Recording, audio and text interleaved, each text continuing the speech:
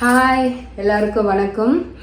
இன்னைக்கு என்ன ரெசிபின்னா மீன் குழம்பு தான் வைக்க போகிறோம். ஒயிட் வவ்வால் எனக்கு கிடைச்சிது. அது வச்சு தான் நான் மீன் குழம்பு வைக்க போகிறேன். அந்த ரெசிபி எப்படின்னு பார்க்கலாம் வாங்க.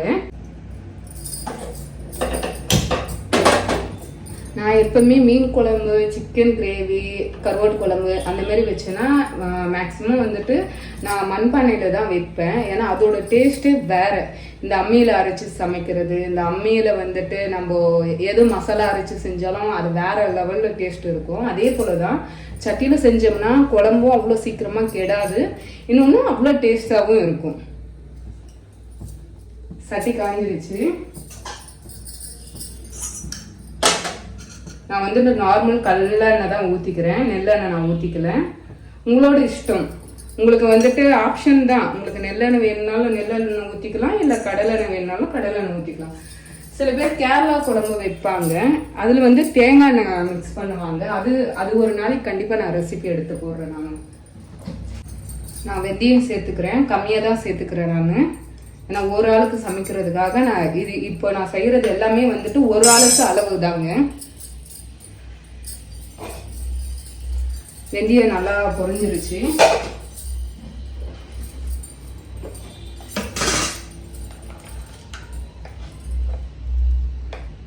கடுகு சேர்த்துக்கலாம், 1 டீஸ்பூன்.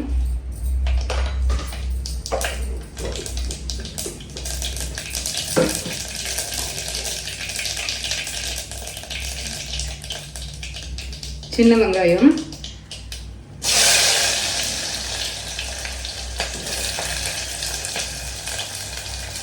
அதை கூட பூண்டு சேர்த்துக்கிறேன்.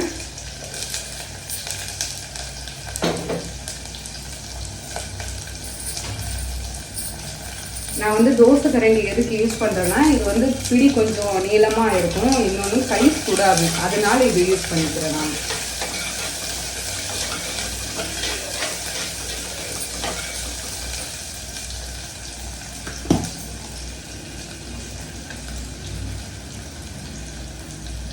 மஞ்சள் பொடி 1 டீஸ்பூன் சேர்த்துக்கலாம். கல் உப்பு,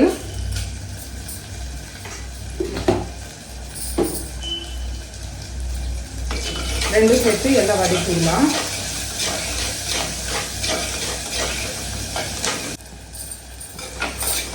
நல்லா பாருங்க, இந்த ஸ்டேஜ் நல்லா ப்ரௌன் கலர்ல வதங்கிடுச்சு. இந்த ஸ்டேஜில் கருவேப்பிலை சேர்த்துக்கலாம். தக்காளி சேர்த்துக்கலாம்.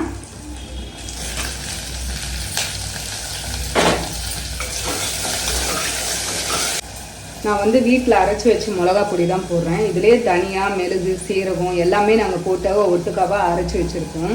ஏன்னா சில பேர் தனியாக தனியாத்தூளும் மிளகா பொடியும் சேர்த்து போடுவாங்க. நான் அந்த மாதிரி போட மாட்டேன். நான் இந்த குழம்பு பொடி தான் போடுவேன். நான் 1 டீஸ்பூன், அப்புறம் ஒரு 1/4 டீஸ்பூன் போட்டுக்கிறேன். நல்லா வதக்கிக்கலாம்.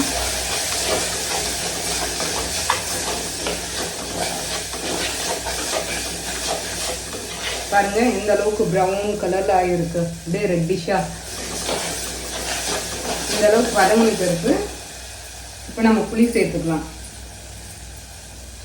நான் பெரிய லெமன் சைஸ் தான் எடுத்திருக்கேன் புளி. ஏன்னா தக்காளி வாழை போட்டிருக்கோம்ல, அதனால பெரிய லெமன் சைஸ் தான் நான் எடுத்திருக்கேன்.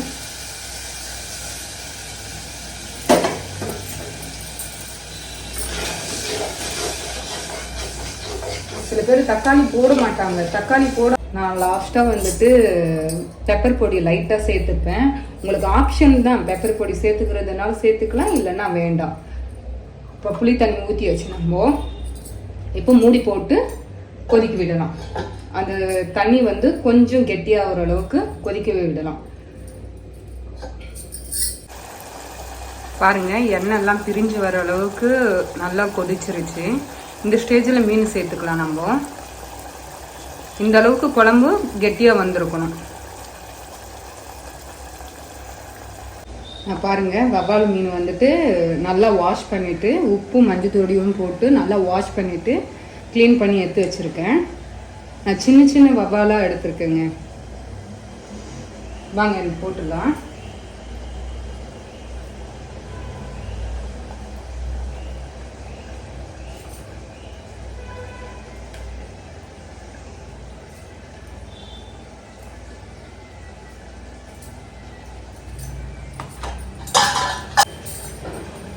இந்த ஸ்டேஜில் வந்துட்டு கொத்தமல்லி போட்டுக்கலாம்.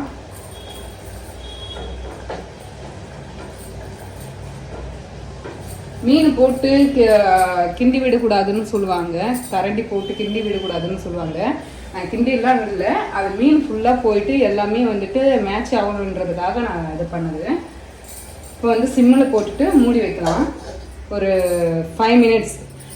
மீன் வெந்துடுச்சா அப்படின்னு நம்ம எப்படி கண்டுபிடிக்கிறதுனா, மீன் வெந்துருச்சுன்னா மீனோட கண்ணு வந்துட்டு வெளியே வந்திருக்கும். ஸோ அதை வச்சு தான் வந்து மீன் வெந்துருச்சு அப்படின்னு சொல்லிட்டு நம்ம ஆஃப் பண்ணணும். நான் ஒரு 5 மினிட்ஸ் வச்சுருக்கேன். பாருங்கள், மீன் நல்லா வந்துடுச்சு. உங்களுக்கே தெரியும், அந்த மீனில் வந்துட்டு பாருங்கள் கண்ணு வெளியே வந்திருக்கு.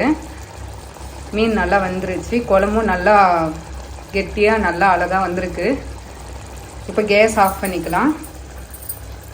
ஹாய் மக்களே, மீன் குழம்பு ரெடி. ஸோ ஒயிட் ரைஸ், மீன் குழம்பு பாருங்கள், ரொம்ப சிம்பிளாக ரொம்ப குயிக்காக 5 மினிட்ஸ்க்குள்ளே சமைக்கிற மாரி ஒரு மீன் குழம்பு வச்சுருக்கேன். சமைக்க தெரியாதுங்க கூட இந்த மெத்தடில் சமைச்சிங்கன்னா சூப்பராகவும் வரும், நல்லாவும் சமைக்கலாம், டேஸ்ட் வேற லெவலில் இருக்கும்.